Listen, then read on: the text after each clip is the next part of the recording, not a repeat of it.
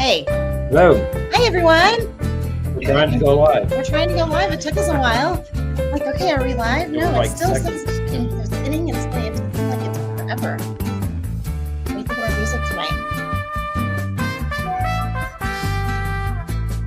I like that. Oh, this is the published jazz. It is. I was thinking it was Well, I jazz. like it. Everybody, how are you They don't like doing? Well, how's I'm everybody moving doing? And how is your Tuesday night so far? Excuse me Sorry. while I just get pushed out of the screen here. Did you want to take over? Is that No, I'm just here for the ride. He's just here? No, I don't think so. You're a lot smarter than me in a lot of ways. All right, everybody, tell me where you're coming in from. And if you're watching live, please comment and say hello so that I can know that I'm not just talking to him, because I can talk to him anytime. All the time. Yeah, I can. So anyway, comment in, jump in, tell us where you are watching from. Obviously, we're watching from Dallas. It was gorgeous, gorgeous weather today. We both had to work all day. We've got Fishing with Tamor saying that let me see if I can get this. Coming in from Fort Worth. Well, hello in Fort Worth. It's nice to see you. We're in Dallas, so we got the whole DFW area represented. Catch there you anything go. good? Yeah, did you catch anything good? Fishing with Tamer. That's pretty good. I like it. All right, let me do this really quickly. Let's see your friends. Okay, there we go. Well, guys, today we have worked all day. Glad to be here, taking it easy, enjoying a drink with you guys. If you're sipping anything, let us know. Send us a comment. Today, we wanted to really talk to you about affordability. We know we've got an affordability problem, and we wanted to talk to you about Trump's plan, the President Trump's plan. Although, housekeeping item, we don't want to go political. So we don't want to get any kind of, I have specifically, picked out articles that I felt were neutral. I avoided any that had like charged language, because I was like, you know what? We're adults here. We can talk about this without having, any kind of With problems either way, or there's good stuff either way. Yeah, exactly. I was like, we can have this conversation. We're mature adults. We can talk about this. So I did pick out some articles talking about affordability, whether, he's got some plans for how he thinks that he's going to improve affordability. Let's talk about those, right? So are they going to impact us in Texas? So some good questions. What do you think? In general, are they going to work in general? Yeah. Are they going to work in general? Yeah. All right. Okay. But how's everybody Tuesday night? Anybody else I see we have other viewers. Please tell us where you're viewing from. Pop in and say hello. And meanwhile, I will get our fun little article. I'm gonna tell you guys. I just kind of went down a data deep dive with Wow. tonight. I just like, oh, what's that? Oh, I need to figure out what that is. Oh, the next thing I know, it's been like 3 hours. I'm like, okay, let this go. All right. Oh, and one more housekeeping item. By the way, if you are logging in, it's after and we're no longer live, and you're like, hey, when is she going to get to the point? Just know this is a very relaxed evening kind of thing. We enjoy hanging out with you guys. We take it casual, so we don't tend to get to the point as quickly. But if you want a more just the facts approach, you're definitely welcome to check out our videos, my actual videos, because in those it's more like 15 minutes long, and I get to the point really fast. Like from the first sentence, I get to the point.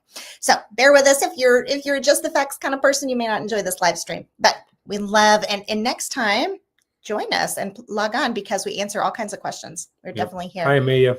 And Amelia says, hi, it's Amelia. Hey, Amelia. Hope you're having a good Tuesday night. Amelia is one of our past clients, so it's awesome to stay connected. Busy season right now in the spring. So working with a lot of clients right now. Guys, I'm gonna tell you the truth, and I will get to the article, I promise. He literally was in the same chair all day. Like I saw him in the morning, and then No, in the evening. I went places. Did you go places? Bit. Every time I saw you, you were still working it. We've got a client coming in from out of town, and he was organizing everything to make sure it was like a really productive visit. So your day did not look like super enthralling, but I think it's going to be a really great tour for when our buyer comes into town, though. All right, guys, I'm going to share this article. Let's see here. Now we've got another comment. Beazer Homes is slowly releasing information about their offerings at Watercolor and UList. So excited. I am too, because you just don't get new construction there. Yeah, So that's I different. just think that's so great. You know, if you Location. can get new construction plus a shorter commute, man, that's a win. And if you can get it and not necessarily be like in a townhome or, you know, like a 40-foot lot line, even better. Not sure what Beazer has in mind there, but okay, guys, I want to read this article to you. Let's go ahead and take a look here. All right, remember, we're keeping it politically neutral. We can do this. We're mature adults. All right, Trump's first 100 days in office deliver little progress on solving the housing crisis. Very interested poll. How many of you guys think we have a housing crisis? How many of you think we have an affordability crisis? Very interested. And I'm going to show you some data in a minute that that the Texas Research Center sent about it. Also very interesting, kind of surprising what they put. So let's take a look here.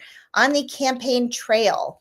All right, on the campaign trail, Trump made the housing affordability crisis a major focus, vowing to cut costly regulations on home builders, open new federal lands for housing, and deliver mortgage rates of 3% or lower. Like what you're already saying, 3% or lower. Tell me your thoughts on that. You know, his promise. Prices are going to go. I know, man. I don't. That would be terrible. Like, and you can't sustain those type of. The economy cannot sustain those lower rates. So. I know. I remember hearing that and going, no, that's the last thing we want. We don't want rates to go down to 3%. You just see unhealthy. Around 5 or 6. Yeah, you just see unhealthy appreciation when you go that low. So I remember reading about that and going, what is he talking about? Okay, let's see here now. Just hours after his inauguration, Trump signed a memorandum calling for emergency price relief that the White House said would take action to drastically lower the cost of housing and expand housing supply. So far, the administration has delivered some initial steps to address the crisis, notably by forming a task force to identify federal lands suitable for building homes. Okay, so question is that going to help Texas? Okay. I want to show you guys this, okay? Because this is the picture of federally federal lands are. I know. This is a picture of federally owned land, and he's actually has taken action on this, okay? But it doesn't take a genius to figure out that so basically I think what he's saying here is, hey, we're gonna give some of this federally owned land and let affordable housing be built on it. Okay, here's Texas, not really benefiting. Here we've got Texas, and the large bulk of our federally owned land is all along this west side. You've got some sprinkles of it, right? And then Texas, man, it's just crickets. There's just very little there. So it's a good goal, but it's really, and it's going to probably benefit some states. Not going to really benefit Texas, really. So that's number one, right? He's got three ways he's going to improve affordability. Number one, offering federally owned land, probably not a Dallas benefit. Okay, let me see. Next thing, here we go. Trump, who first gained fame as a real estate mogul, vowed on the campaign trail to champion home builders and work toward slashing regulations that add an estimated 25% to the cost of new homes. Okay, so that was his second kind of, he had a three-pronged, approach of how he was going to fix housing. The first one, federal land, don't really see that, benefiting Texas much. The regulations, I actually do see that. Okay, the energy regulations, I actually do, guys. I see that as a benefit. Yeah, so the NAHB, National Association of Home Builders, that's one of their complaints they've had for several years. So about why they slow down and the costs and things like that. Just the burdensome regulations. Yeah. Okay, let's see here now. The vast majority of regulations on home builders are imposed by state and local governments. However, finding federal levers to coax deregulation at the local level will likely be a complex process that takes time. Agree or disagree? Yeah, it will take time. Okay. But do you think that's the only way? Oh. Agree or disagree that that's the main way they can help? By coaxing them? Well, yeah. I think if you, by saying that it's any way you get the government out of business and stuff like that helps. So, but they're saying, that they think most of regulations are on the state and local side. Yeah. So do you agree with that? I agree with that. Yeah. Yeah. I mean, I kind of agree. We're going to get to in a minute that there's one really, really big thing that's actually federal that's going to be really problematic. I know that federal of the recent years has tried to add more regulations into things, especially around energy, things like that. So, but yeah. Totally giving spoiler alerts. That's exactly what he's talking about. Okay. All right. Let's see here now. The Trump administration has taken important steps to lower the regulatory burden on builders, yet there is more work to be done, says Buddy Hughes, chairman of the NAHB. Just like what you were saying. We look forward to working with the administration as it continues its efforts to ease burdensome regulations that needlessly raise the cost of housing. Okay. Now, I wanted to switch over and give you guys, I've got a couple different articles here that I want to show you, just different snippets here. This is kind of the same thing. Trump signs executive order.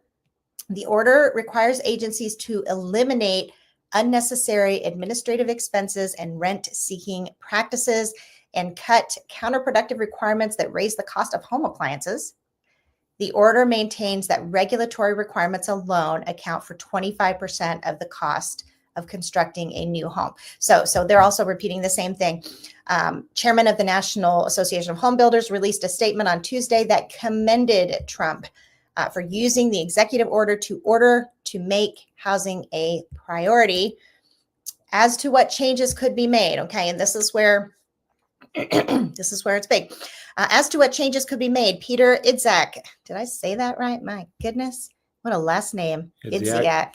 Senior associate at the law firm of Polensky Beidel Green, who represents clients in all areas of residential mortgage lending, said that one place to start, okay, is and here we are, what you were alluding to, the federal energy efficiency standards adopted by the government last year. So when when you hear people saying, that really Trump can't do anything in regard to energy, he actually can, because there are some restrictive measures going on at the federal level. All right, we've got some comments here. Let me see. This one. Do regulatory costs really have this huge cost to the overall home cost? Yes. I wish we had a builder watching right now who could chime in from their experience. That's definitely what the National Association of Home Builders says, right? And they would know. So it definitely adds to it. And I lost what I was going to say basically, but there's definitely some areas where it adds to the cost.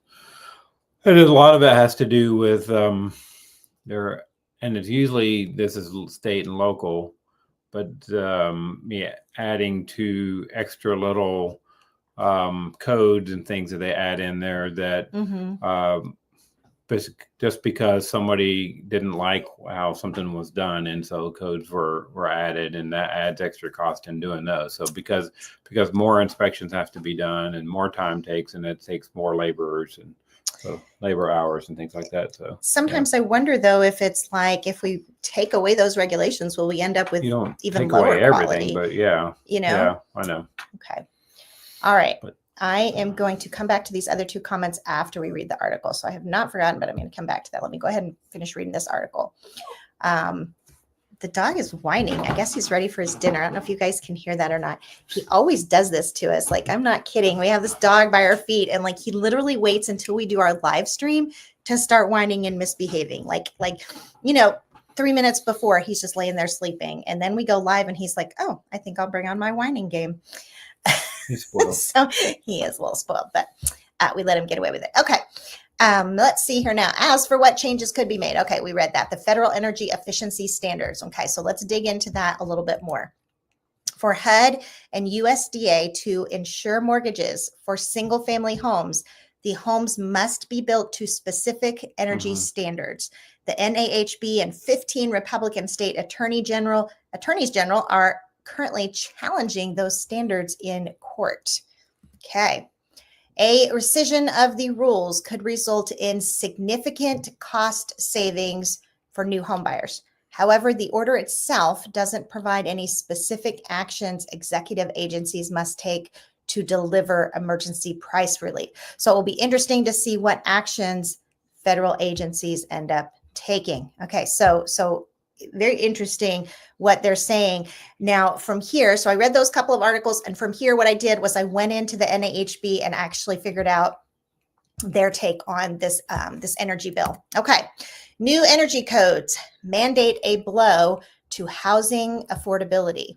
Okay, so I knew that I was a little torn reading this one because it was so clearly biased that I try so hard to get like these objective articles, and I was like, okay, yeah, this one. So I like literally only picked some parts of it because I was like, this is really not biased. Like they've definitely got a slant. It's not hard to figure out how they feel. Let's just put it that way. In a move, let me go ahead and hide this. In a move that will curb new construction and harm housing affordability nationwide, the U.S. Department of Housing and Urban Development and U.S. Department of Agriculture have issued a final determination that will require all HUD and USDA financed new single-family construction housing to be built to the 2021 International Energy Conservation Code. So not even like just national, international. Okay, and this is what they have to say about it, okay? I think this is really interesting. Studies have shown that building to the 2021 IECC can add up to $31,000 to the price of a new home and take up to 90 years for a home buyer to realize a payback on the added cost of the home. Some of the international codes are like most of the international code stuff is based on green energy type stuff and things like that, and so which is basically it's just been a big money waste. So yeah, okay, so I found that I'm going to be honest, that was very thought-provoking to me. And so if you hear somebody say, well, Trump can't do anything about housing affordability, that's all federal. What I just read, that is federal. Let's keep going. Okay, let's see here now. Okay, now this is really important, guys. Get ready because this is sobering. Okay, I'm not kidding. The effective date of the rule is May 28, 2024, but the compliance dates for the building code mandates are 18 months after the effective date for single family homes. Okay, so what's May plus 18? November? Let's see. So June, it'll be July, August, May September, this October, year November. plus, yeah. So we are talking, guys, that as of November, okay, as of November, $30,000 could be added to these housing costs, right? So as of November, okay, according to this article, as of November, this goes into effect. So in other words, can it help with affordability? Yes, but we're not seeing it right now and we won't see it. It will basically be a help from it not going up worse. Yeah. Does that make sense? So it's not that we're actually going to appreciate savings from this. It's not going to lower prices now. So, it's not, but it even is going to. Even if it did lower the cost for the bill, I don't think it would lower prices that much. You know, but $30,000 added to the cost of a home. Okay, that's true. I mean, we're talking, you know, what did he say? 31, that these energy mandates, okay, up to $31,000 to the price of a new home. Okay, so that is something that he can do on a federal level. And, you know, not sure how you guys do. Some of you may not want him to repeal that. Okay, all right, back to our original article. Okay, let's talk about number 3. All right, so we know that he had 3 things that he said he was going to do. The first was federal land. We saw that that was really not going to be beneficial for Texas. And then the second one was saying that he was going to work on the regulatory, right? And so it's true, there is a lot that's local and state, you know, regulatory in terms of permitting stuff. He can still make a big difference on this federal one. He really can. Okay, but interest rates, okay. Presidents, and I think it was very interesting when he said this because it's true. Presidents don't directly control mortgage rates. They don't, which are set in the free market and based primarily on the yields of long-term bonds. Still, taking steps to control inflation or cut government deficits would put downward pressure a little bit on mortgage rates, all else being which equal. is good general stuff anyway. So it is. Okay, let me see. So where does that leave us? Guys, here's the Texas Real Estate Research Center. It doesn't get any more objective than this. And this is where we are with housing affordability. Okay, so if you're wondering, okay, Trump doesn't have a whole lot he's offering here. He really can't do much with interest rates. He doesn't control it. Other than like talking about it and trying to push Powell, but Powell keeps saying that he's not going to be influenced by that. Control it either. That's true. That is true. That's a good point. It's more about controlling what they're working on now, is controlling spending, and both internationally and local. So yeah, from a government agreed. So of the three things that he's saying, he can help with the second one, which is bringing back some of those regulations. And I realize some people may not like that, may not even like that, but he can do that. Or at a national level, someone can do that. I don't know exactly what the rules are there, what it takes to repeal that. I just kind of, all we know is we're looking at a November deadline before housing could go up considerably if they're required to follow those standards. And then interest rates, I just don't see, that there's anything he can really do other than, focusing on cutting the deficit. So where's that leave us? Housing affordability. Okay, I hope you guys can see this. Okay. The higher, the better on this chart. Okay, so the higher the number, the more affordable housing is. Okay, so you can see this right here. Hope you guys can see this.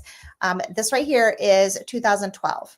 Okay, and so this goes back to 2011, but you can see how high it was in 2012 right here. And then it's just kind of gradually went down. And by the way, all these years here, interest rates were like at 4.5, maybe 5%. So really probably too low. And then we get right here, and guess where this is? Guess where rates were at this point? Right? 3. Yeah. 2 and 3%. So, it makes sense that affordability would improve, right? Is that if the interest rates are at 2.5 and 3%, they're going to improve. Okay. And then of course you can see this, like this big drop right here. Prices jump way up. So the affordability.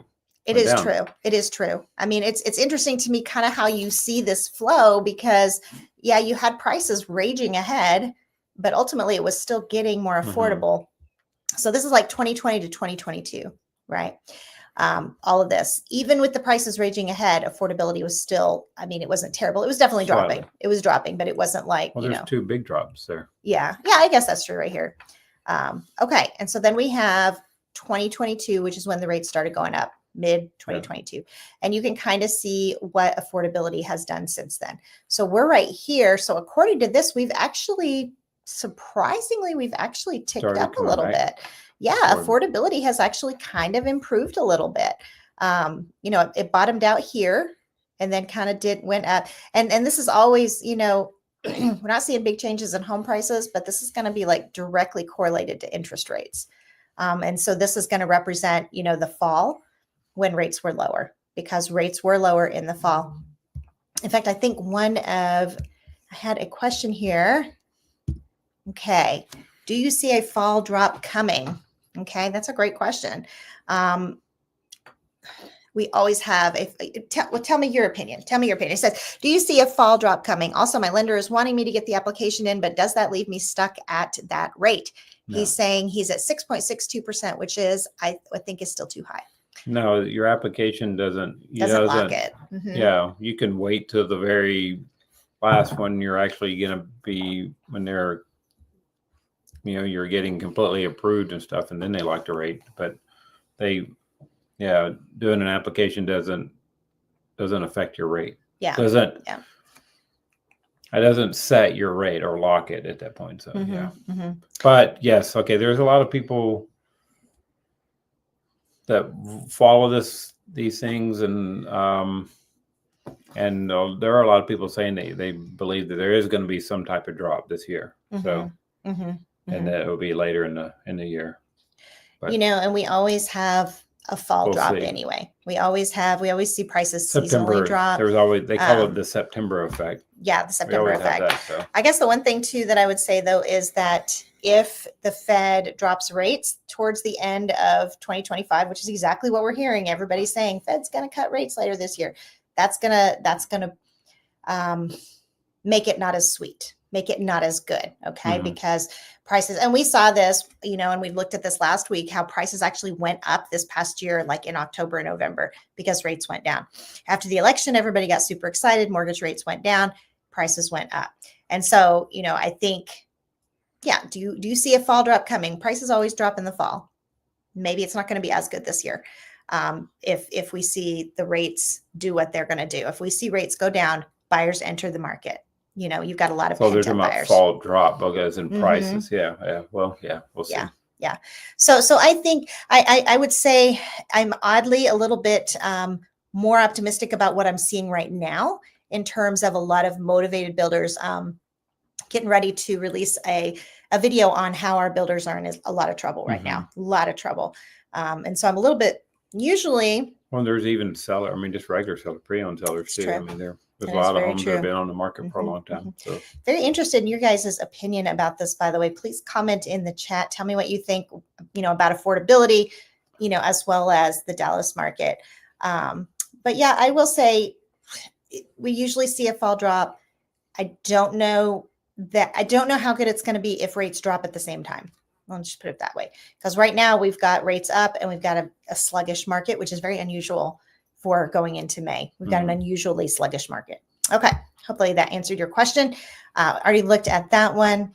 Alito, Texas Twins says, did you guys hear that Washington State will give you up to $120,000 loan forgivable after 5 years towards a home as long as you're Black? It's their form of reparations, and taxpayers are PO. I'm assuming you mean pissed off.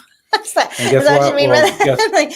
Winnie and I talked about this earlier today because we're talking about these federal things that the government may try to do for affordability. So if they open up this federal land and then they try to put in affordable housing in those areas, it makes sense for the first year maybe there for buyers that first get in there and stuff, but it pushes prices up overall for all housing. Oh, we did talk about that. That's true. Anytime the government does something like this, that it makes prices go up. And I will say that's not that particular model. I've not heard of that in Dallas, but Dallas does have models like that. They do have it. It's more often based on like first-time home buyers, but they also have some based on census tracts. So they'll define certain areas that they would like to see more people buy in, and they'll have things like this. Like they will have forgivable loans, but it's not going to be $120,000. I've never heard of anything quite that large, but I've definitely seen plenty of various grant programs, for first-time home buyers, disadvantaged, in some way of what they would classify disadvantaged, but also data census tract. And the funny thing is about the data census tract, you look at it and you might think, maybe these are going to be like low income housing, and they're not. Like they run into the map is crazy. Yeah. You look at it and you're like, how do they think that that's, but they do. And so that's a possibility. We do have forgivable grants here, but not to that extent. Okay, Purple Drank is joining us. Glad you made it. Hello, glad you made it. Just got the notification. Hello. Okay. Under 350,000 home prices, I don't think will drop, but $500,000 or higher house will drop prices. Maybe. I think it will depend on the area. Oh, there's still some areas that are pretty high demand and prices are not dropping. I had somebody comment on one of my videos this week, and they said, where in Dallas are there $330,000 homes? And I think that was kind of a challenge. Like, are you crazy? That cost isn't anywhere. And I was like, okay, I'll accept that challenge. So I started looking on the MLS, and there were just like dozens and dozens of suburbs, even under 300,000 right now. Right. And so we are seeing, even at that rate, we're seeing prices go down.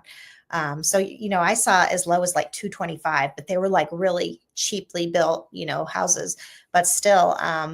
So it will be interesting because under 350, there's a lot out there. There's a ton out there. It's usually clustered into certain suburbs that really focus on affordability, like Forney, like Princeton.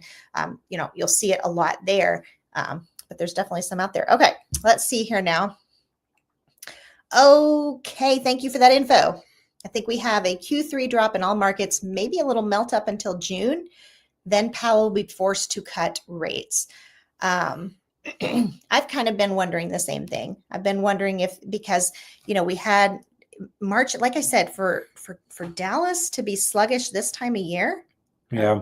Well, it was a little bit like last year. I think we were at so? something similar, like, yep. So it is, I think it's a little unusual. I kind of wondered the same thing. And plus housing is a lagging indicator. So I figure it's going to hit CPI and PPE really hard when we do get these lower sale numbers for having kind of a sluggish one. So interesting. I would not be surprised if you were right at all, Monday. I would not be surprised. And we will jump on here and recognize you in June and say that you are right, because it would not surprise me. Okay. My realtor, which is my best friend's wife, is saying this is a buyer's market. What do you think? I'm looking in West Dallas or North Oak Cliff. I agree. Right. Saying my realtor, which is my best friend's wife, is saying this is a buyer's market. I agree. I think it is a buyer's market. It's a buyer's market. Mm-hmm. Yeah. It's definitely not a seller's market. No. I mean, there's still some areas. I will always say this, and that because there's definitely some demand areas, and Dallas Fort Worth. It's so huge. There's going to be places where people always want to go to. Yeah. And they're willing to pay those prices.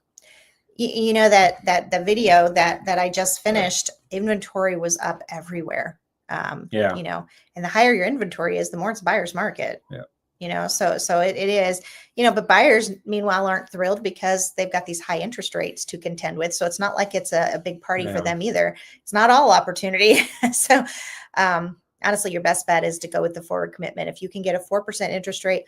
I just was working today on a builder review of Coventry, and right now they're offering a 2.99% interest rate, but it is a 2-1 buy down. But still 2.99, 3.99, 4.99. But they are, every one of those, if you read the details, they're very specific about it's very much depends on your credit rating and then what your down payment is, those kind of things. So you may or may not get it. Yeah. Still, I thought that was interesting when I was looking at it. Okay. This reminds me of the David Weekley townhome community. I know exactly which one you're talking about. Gateway Village. That is being built in Bedford. It's my understanding it was supposed to be affordable, but starting price is $450,000. And I know exactly where you are, because David Weekley is known for that. They tend to build in the inner suburbs when they can.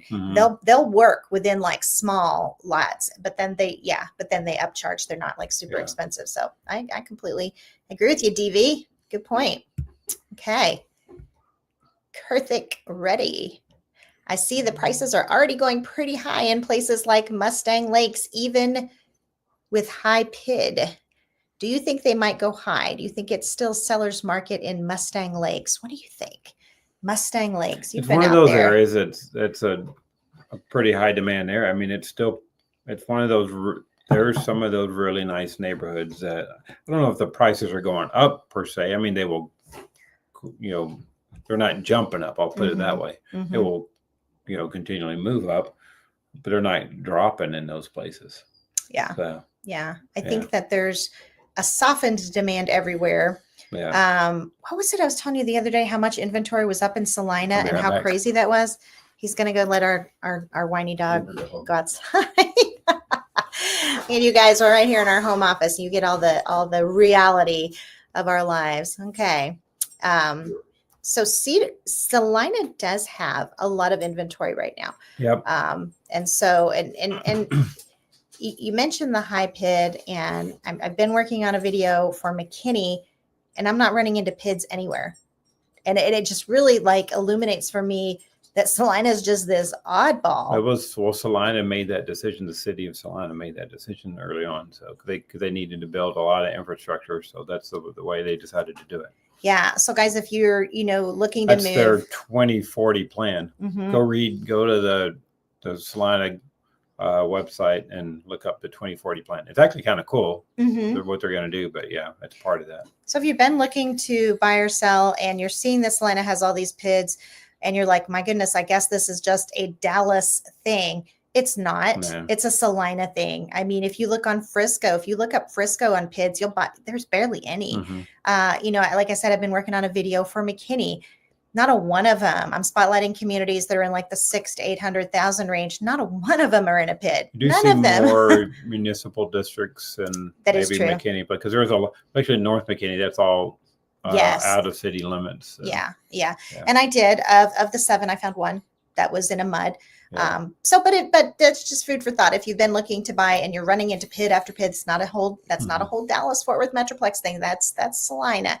That's just how Salina decided to grow their communities. So it's not always that way. Okay, let's see. Amelia, I'm wondering why then that many home builders will not take contracts that have contingencies in them. It's a great question. They really don't. I mean, so I actually have 2 under contract right now that are contingencies that the builders are accepting, but they're what 2 builders are those? One of them's Highland, and the other one's your no name, your Wildfire Ranch, and the other one's National Home Corp, which they're only been in the Texas area for a couple years, so they're more of a Midwest. So it's not unheard of, Amelia. It's more you have to look at how soon the house will be ready, typically, because if it's still under construction, if it's a new build, they'll do it. If it's still under construction, if it's sitting there and they're bleeding and they want to convert that into cash, that's when they're just going to give you a hard no. They're going to be like, we won't even, consider it. But like Dale said, one of those is a new build. One of them isn't a new build. It's just a really hungry builder who, it's a smaller builder, small time, and they agreed to, accept it. Perry won't. Okay.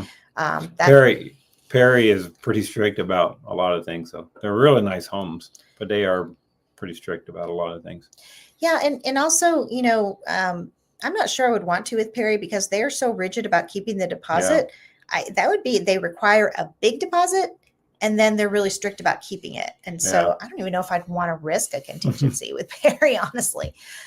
Amelia, the build is almost done. So I mean, that could be why, certainly. And you might could see if you could turn your current house into a rental, if you can still be qualified. All right. So that's a thought as well. I don't know, any thoughts on that? I think, I think a motivated builder will, but I would say by and large, if that house is almost done, they're already worried about all that inventory. They don't want to risk your home not selling. And I know last year, maybe it was 2023, we had some buyers relocating that completely changed their minds because they just couldn't get their house to sell. Yeah. So, builders know that can happen. So, okay. That's what their main thing is. They don't want to come up to that point where because they've seen it, even when they're not contingent, they see on the builds and stuff, a buyer backs out, because something changes. Lots of different things change. So. Prentice McKinney says, what are your thoughts on Drees? I think they're nice looking homes. They're pretty pricey. They do have some really nice designs, and they're very well built. Mostly, from what I've seen, but you'll see them more in higher end places, and I haven't seen. I right off the top of my head, I can't think of any inexpensive Drees homes. Yeah. So. Well, and Prentice, I can tell you, kind of just supplement that with my book knowledge. He's got the real out on the fields, and I'm more the book. They build a gorgeous home. I have been through them, and they build unique floor plans. They have plenty of 1-story options, which is nice. They like to because build if you think lots. about it a lot of times you don't get that 1-story option with your higher end homes. They also have a build on your own lot program. And I only know of 3 builders in the entire Dallas Fort Worth area that will let you build. You're talking about production builders. I'm talking about production builders that will allow you to build on your own lot, and Drees is one of them. To me, that's huge. Okay. I don't like their warranty. Okay. Most builders are going to have a 1-2-10 warranty, and Drees has a 1-10. Though I'm seeing more builders, warranties are not staying as much as the 1-2-10s. So, which is unfortunate. I don't like that. I think they need to. Let me show you something really quickly, Prentice, just so you can kind of see this.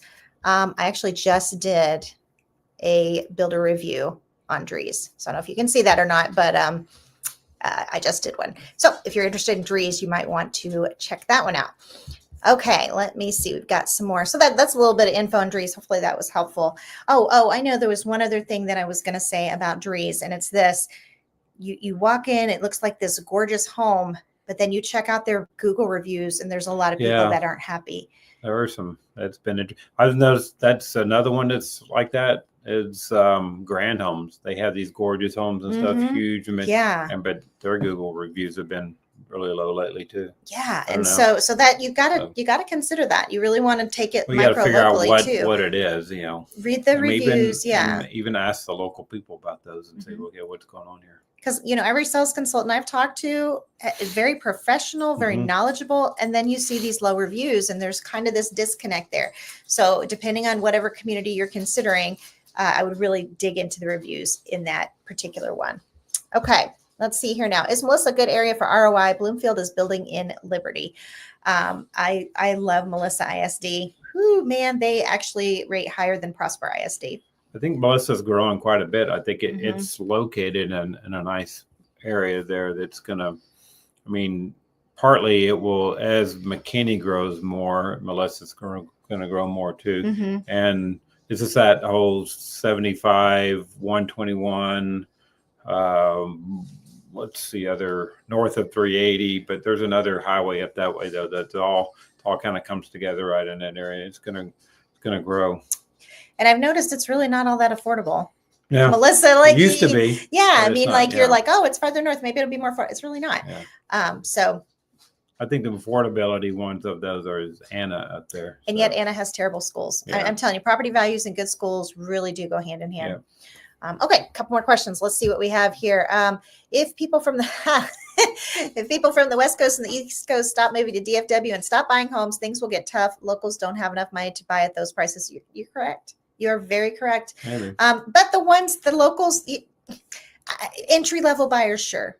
But locals who are making $200,000-$300,000 when they sell their home, they can afford a nice home just fine. We see plenty of locals that buy. Yeah. I was meeting with. Last night I was meeting with buyers, and we were looking at some houses, and we looked at the deed records to kind of see where the seller was at equity wise. And they were selling for $600,000, something they had bought for $200,000. Okay. And of course it's going to be paid down then. So really when you say, locals don't have enough money, it's really more your entry levels. Okay. So if you've owned a home and it's gone up in value, you probably do. Your income alone won't support it. But when you take your equity position and you transfer it so that you have a lower mortgage, okay, then it will. Okay. Well, you are welcome. Thanks for that answer. I read a lot of reviews. Good. So you already know what we're talking about with Dries. Very good. Yes, that's true. Ring Joy? I don't know if I'm saying that right. Cottages of Salina have no pit and no mud. You are correct. There's maybe two or three. That don't have the PIDs, and that is one of them. You're absolutely correct. It's a small community too, though, but yeah. All right. Cray Strider. Hey, y'all, moved from Little Elm to Weatherford. Wow. That is awesome. We did help some buyers buy in Weatherford, and it's beautiful area, small town feel. But it's growing out there, though. Because I've been looking a little bit more that way, and there are some new communities building up. Yeah, so it's trying to grow up. So it's growing up out that way. Yeah. I know when we were doing it, there were still lots of like mobile home parks and stuff, and then you would have like these nice communities, and then you'd have a mobile home park. So you could tell it was definitely kind of developing, but still had plenty of grandfathered in sections. Okay, love Weatherford. Yes, I hear that a lot. That a lot of people love Weatherford. Okay, there's only so much equity in these homes. First-time home buyers like myself just need to be patient. It's a wealth transfer. Yeah, it is. If you buy as a first-time home buyer, if you go ahead and decide and you find something that's a good fit for you at the right time for you, it will build up wealth for you if you buy wisely. Yeah. Okay, if you buy wisely, and that's the big hitch there. Just buying alone, you could get upside down, right? You could overpay. Yeah. You could buy in an area that's high rental that maybe potentially won't go up in value as much. But if you buy wisely, and sometimes those areas change fastly that way too. They didn't start out that way, then they become that way. So yeah, very, very true. So I would say if you're a first-time buyer, it's okay to buy a lesser expensive home. Just buy smart, right? Get some good advice. Use a good realtor. We'll do that for you. We will help you buy smart. Kind of just using kind of a strategic approach. to it. But yeah, just need to be patient. It is a wealth transfer. You're right. Okay. That is our last question. Oh my goodness, you guys. That was very good. Yes. Good, oh, we good enjoyed talking interaction with today. you again tonight. We love so much. You know what? Rhonda didn't join us. Purple Drank did. I'm glad we're getting to her. We've got some regular others, friends that join us. Love seeing Amelia again. You guys come back each week and visit us. We love getting together, sipping drinks together, enjoying our Tuesday night vibes. I guess for now we'll go. We don't have any more questions, so we will go ahead and wrap it up. Dinner. We were going to go have some dinner every Tuesday night. Dale makes dinner and it simmers while we do our live streams. It always smells amazing in here. Okay. All right. And Purple Drank says, love the knowledge you give us. It is our pleasure. Somebody asked me the other day, Wendy, why do you do this? Why do you give out so much education? And I said, because she's smart. Wow, that's not what I said. That's not what I said. What I said was because we've been burned. Because we've bought a lot of real estate and we've been burned and we've lost a lot of money. And it's just every lesson we learned was another one that we could pass on. And so that's really why. Okay, one more. And then Veronica, thanks guys. I joined late, but enjoyed the information. I'm so glad you did. It's so nice to meet you, Veronica. I hope you join us again next week. Just really enjoy getting to know all of you guys. Oh, one more. And Amelia. Have a great weekend, guys. You too, Amelia. Thanks, Amelia. It's really awesome catching up with you.